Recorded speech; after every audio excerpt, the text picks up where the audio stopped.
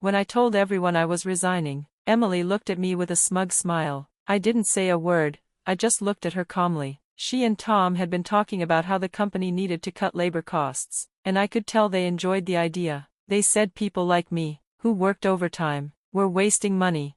A week after I left, my phone wouldn't stop ringing. It was the company calling again and again. I finally answered, and the new president, the son of the former president, was on the line. His first question surprised me. "Who exactly are you?" he asked sharply. I couldn't help but laugh a little. "Lily Johnson," I replied, 59 years old. "I've worked for this company for 37 years, ever since I graduated from college." I told him about the kind of work we did, handling paperwork and taxes for busy company presidents. I had 45 clients under my care, even with help from a part-timer. It was hard work, but I never let anyone see me struggle. These clients had been with us for years, and I was proud of the relationships I had built. Before I resigned, things had become unbearable. Tom, who was 7 years younger than me, had been promoted to head of the tax department 3 months earlier. He used to be polite, but ever since his promotion, he talked down to me and constantly complained. Even when I explained myself, he ignored me and told me to check the manual or warned me not to do anything unnecessary. Emily, his assistant, joined in too. She criticized my work and made fun of me for being a regular employee. What they didn't know was that I had actually been offered a promotion to department head before, but I had turned it down. I just wanted to focus on helping my clients. The harassment didn't stop. Tom blamed me for working too much overtime, saying I was being inefficient. Emily acted annoyed and claimed I was dragging down the department. But the truth was, I was doing their work. One day after hours, Tom dropped a stack of client files on my desk, urgent ones, due by the end of the month. I stared at the mountain of paperwork, shocked. "These all have deadlines this month?" I asked, barely believing it. Tom was already packing up to leave. "I'm heading out, take care," he said casually. Emily left right after, laughing. I opened the files. Some of them weren't even mine. Emily had handed off her work too. I sighed. I understood now. They wanted me out. They wanted me to retire early. Maybe they were jealous that the other staff still came to me for help. Not to Tom. He wasn't friendly, and most people stayed away from him. Only Emily stayed close, probably because she knew he liked younger women. I didn't have time to waste on their games. I still had clients to serve and returns to file, but I knew that claiming overtime would only bring more complaints from them, so I stayed late again, working unpaid. Not long after, I was suddenly called to the president's office. The previous president had stepped down due to illness, and his son, someone who didn't know the company well, had taken over. I walked into the room and saw Tom and Emily waiting. Their smiles were fake, cold. Then the president said something that stunned me. "Lily, we'll need you to resign by the end of this month." I was speechless. I asked why. Tom and Emily had told him I was abusing the overtime system. They said most people only had about 15 hours of overtime, while I had more than 80, and they were proud to report they had 0 overtime. But the truth was, I had been doing their work, filing their clients' tax documents. Still, I knew if I spoke up, it would just look like I couldn't manage my own time. So I calmly explained, I never asked for extra pay. I just had too much to do and not enough time. The president sighed and said there was no proof either way. Still, he said I was too slow and had to go. And just like that, I was asked to leave the company I had devoted nearly 4 decades to.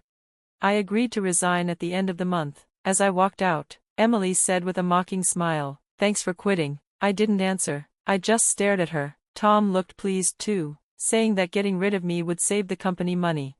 After that, I quietly started preparing the handover documents for all my clients. I met with the ones I could and wrote letters to others, including the president, explaining who would take over. I wanted to leave with dignity.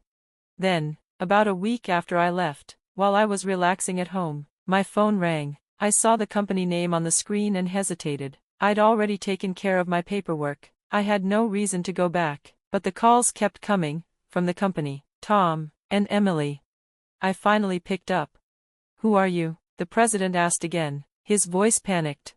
I chuckled softly. "Just an unemployed woman who resigned," I replied. But he didn't laugh. He sounded stressed. "Since you left, we've had 49 clients call to stop doing business with us. Please come back." I sighed and stood up, changing out of my loungewear. I went back to the company. When I arrived, I saw Tom and Emily. They looked exhausted, dark circles under their eyes, pale faces. I barely recognized them. "What's going on?" I asked. Tom glared at me. "What did you do since you left?" "Clients have been canceling, not just yours, but even potential new ones." Emily looked just as shaken. She couldn't believe it. "You must have done something," she said, desperate. But I hadn't done anything, except leave. Cancellations. After I left the company, something strange started happening. Clients began canceling their contracts. I hadn't done anything to make this happen, but I had a feeling why it was happening. I knew many clients had stayed with us not because of the company, but because of the way I helped them. Still, Tom didn't believe me. He stormed into my workspace, pointed a finger at me, and accused me of manipulating the situation. He insisted that I had caused the cancellations and demanded I come with him to the president's office. Before I could say much, he grabbed my arm and dragged me there. Emily followed closely behind him, her eyes full of suspicion. When we arrived at the president's office, he looked directly at me. There was no small talk. "President, I brought her," Tom said firmly, as if he were handing over a criminal. Emily stood next to him silently, looking like she expected me to get fired. The president didn't seem to be buying into their energy. Instead, he turned to me and calmly asked, "Do you know why the clients stopped their transactions after you left?" I took a deep breath and told the truth. "It's simple. Our clients don't really need us to manage their taxes. There are cheaper tax accountant firms out there. They stayed with us because of me, because of how I helped them save money and plan better." Tom rolled his eyes. "You think too highly of yourself." Emily smirked and added, "There are lots of people who can do what you did." But I wasn't going to let their words bring me down. I calmly explained how I gave each client a personalized strategy to help them save money, not just follow a manual. Tom quickly dismissed my methods, saying they were too slow and that using manuals was more efficient. The president let out a long sigh. Then he said something I didn't expect. "Actually, I got a call from my father, the former president of this company. Some clients who stopped working with us went straight to him. They asked him to speak on your behalf." I blinked in surprise. I never imagined the clients would go that far for me. The president continued, "My father told me that the tax department was running so well because of you. Not only did you manage your own clients, but you also helped with others. You knew things that even Tom didn't. He said that if you hadn't turned down the promotion, you would have been above department head by now." He looked genuinely sorry as he spoke. Emily's eyes widened. Maybe she realized I could have been her boss.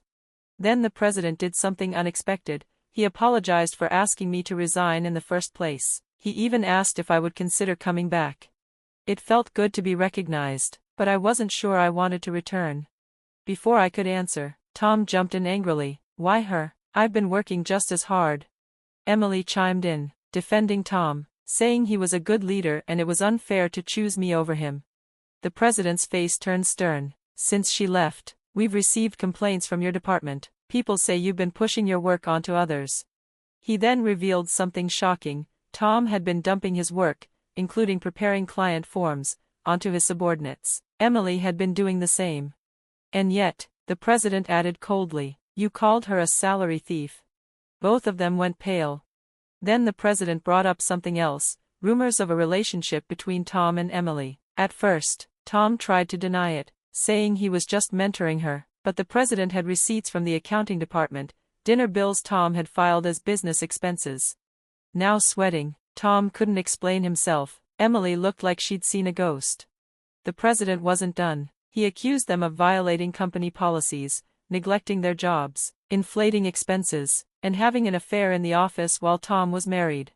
With a calm voice, the president said, "You're both fired, effective immediately." Tom and Emily panicked. They begged him not to go through with it. "I have a family," Tom pleaded, his voice shaking. Emily said she was sorry for everything, that she didn't mean to hurt anyone, and even offered to apologize to me. She begged for another chance, trying to save her reputation. Watching them fall apart, I gave them some advice. "Why don't you stop begging? It's embarrassing." Tom glared at me. "You wouldn't understand. You're single." I looked at him and replied, "Tom, you were the one who got me fired. This is karma. Maybe it's time you took responsibility."